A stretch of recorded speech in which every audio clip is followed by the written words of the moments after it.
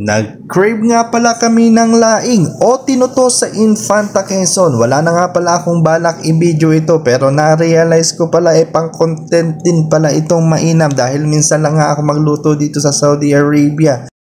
Pinrito ko nga pala ang ating daing, nilagyan ko lang ito ng luya at bawang sa ating malabnaw na gata muna ang ating inilagay dito sa ating gabi.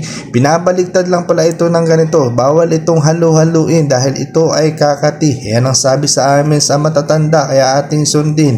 Dahil di naman ito uulamin ng mga kabit na makakati kaya ang kakain nito ay mga normal na Pilipino lamang. Pasintabi na lang sa mga kabit dahil ayaw ko lang talaga na makakati. Pagkain dahil makati sa lalamunan.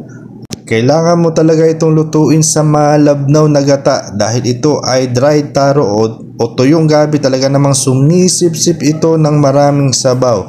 Napakaligat nito kung hindi mo ito lulutuin.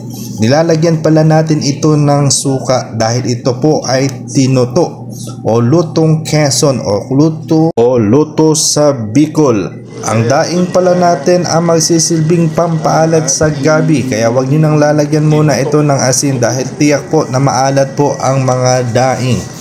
Pwede na po natin itong kainin pero dahil nga ang gusto at hinahanap natin sa tinuto ay yung nagmamantika kaya kailangan mo itong lutuin sa mahinang apoy pag ganito na lang para hindi masunog.